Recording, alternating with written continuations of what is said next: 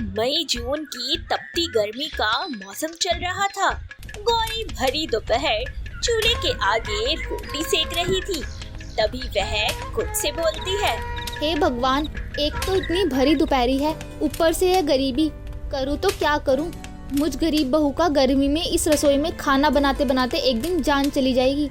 मेरे ईश्वर, थोड़ा तो रहम कर, गरीबी ना सही थोड़ी गर्मी ही कम कर दे।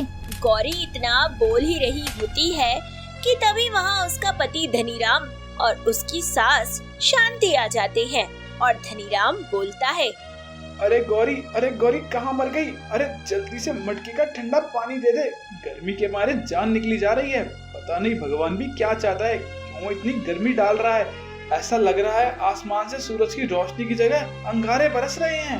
बहू, जल्दी से पानी पिला दे, मेरा गला सूखा जा रहा है। हाय, ये गर्मी क्यों आ जाती है? जी माँ जी, अभी लेके आती हूँ, आप दोनों बैठिए। गौरी उनको पानी देती है। तभी शांति की नजर रसोई पर पड़े बर्तनों पर जाती है। बहू, तो पता नहीं कैसे बर्तन धोती है। अरे जरा भी चमक नहीं है। माना कि हम गरीब हैं, लेकिन तो बर्तनों को तो ढंग से धो संवार सकती है। अब से तो बर्तन भी गर्म पानी में धोएगी, समझ गई? और चूल्हे की राख से मांजेगी। माँ जी, सारा दिन ही तो मैं गर्मी में रसोई में तड़पती ही रहती हूँ। चूल्हे के आगे कितना सेक लगता है। आप मेरी हालत सोचिए ना क्या होती है। अब आप कह रही हैं कि काम भी गर्म पानी में करो। माँ जी, मुझसे यह नहीं होगा। तू बड़ी नवाबजादी है। अरे मैं और मेरा बेटा सारा दिन खेत पर काम करते हैं, तुझसे 2 घड़ी चूल्हे के आगे काम भी नहीं होता। अरे 2 वक्त का रोटी टूक नहीं दे सकती तो जा, भाग जा अपने मायके। ऐसे ही एक दिन घर पर कुछ मेहमान आ जाते हैं, जिस वजह से गौरी को अब ज्यादा लोगों के लिए खाना बनाना था। वह तड़पती हुई गर्मी में चूल्हा जलाकर खाना बनाती है।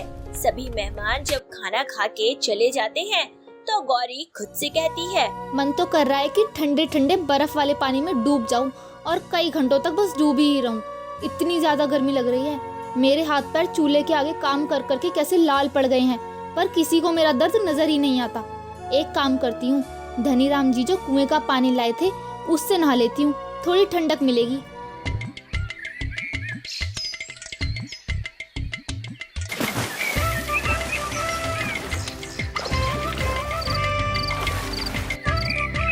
गौरी नहाने के बाद एक राहत भरी लंबी सांस लेती है और बोलती है, हे भगवान, अब आया कहीं जाकर आराम।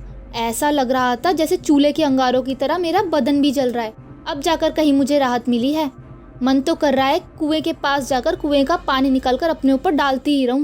वह कुएं के पास जाती है और कुएं से पानी निकालकर खुद को गीला करती रहती है। उसे ऐसा करते हुए गांव की एक औरत रेखा देख लेती है और वह उसके पास आती है और बोलती है, अरे गौरी, पागल हो गई है क्या?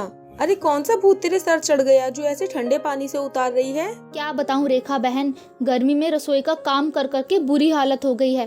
सारा दिन चूल्हे के आगे खुद को झोंकती रहती हूँ, लेकिन किसी को मेरी कोई कदर ही नहीं है। इसलिए मैं खुद पर ठंडा पानी डाल रही हूँ।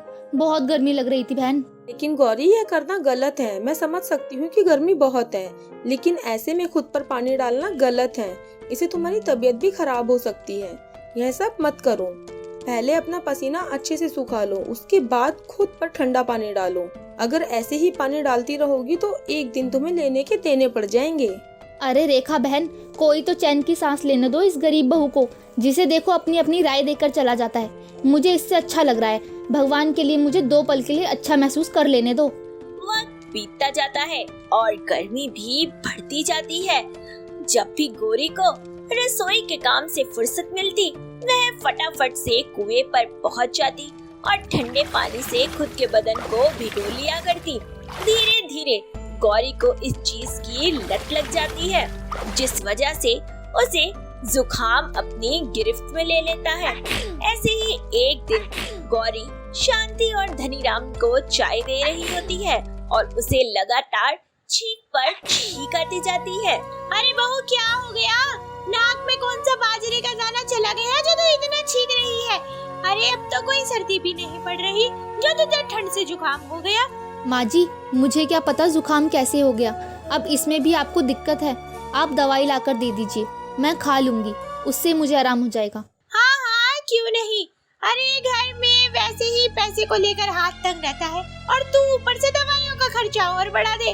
अरे करम जली, काम की न काज की, दुश्मन अनाज की। जब से तू आई है ना, हमारा तो बुरा वक्त आ गया है। हाँ, जैसे मेरे आने से पहले तो आप बड़ा बंगले में रह रहे थे ना।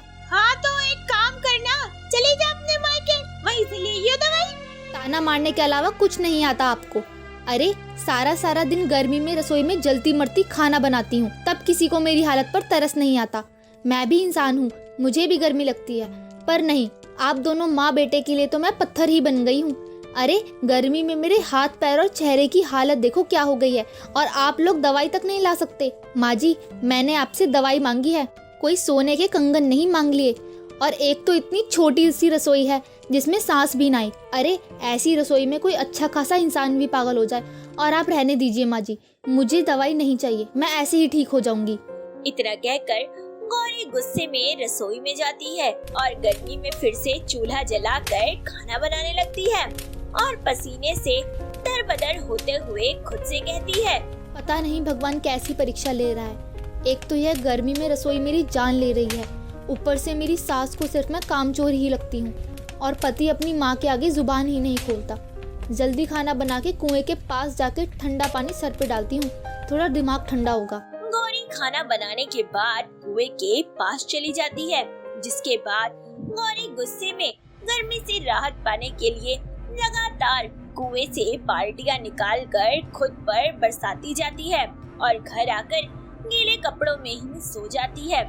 सुबह तक गौरी का बदन बुखार से तपने लगता है और यह देख धनीराम कहता है, माँ, ओ माँ, गौरी को देखो कितनी तेज बुखार हो रहा है। अरे ये तो चूल्हे से भी तेज तप रही है, हमें जल्दी इसको दवाई लाकर देनी पड़ेगी। हाँ बेटा, तू जल्दी जाके दवाई ले आ, मैं जब तक बहू का ख्याल रखती हूँ। धनीराम जल्दी से दवाई लेने जाता है, तभी गौरी बोलती है, अरे माँ जी, रहने दीजिए, मेरे जैसे बोझ पर आप अपने पैसे खराब मत करो। अरे मैं हूँ ही कौन आपकी। अरे बहू मुझे माफ कर दे, मैंने तुझे हमेशा ही बहू समझा, बेटी नहीं बना पाई, इसीलिए तुझे ताने देती रही। मैं तो तेरी सास कहलाने के लायक ही नहीं हूँ। धनीराम जल्दी से दवाई लाकर गौरी को खिला देता है और अब दोनों माँ बेटे गौरी की खूब सेवा करते हैं और गौरी का बुखार भी उतर जाता है और धनीराम रसोई पे थोड़ा खर्चा करके उसे एक अच्छी रसोई बनवा देता है। तो दोस्तों, आपको ये खट्टी मीठी कहानी कैसी लगी हमें कमेंट करके जरूर बताएं।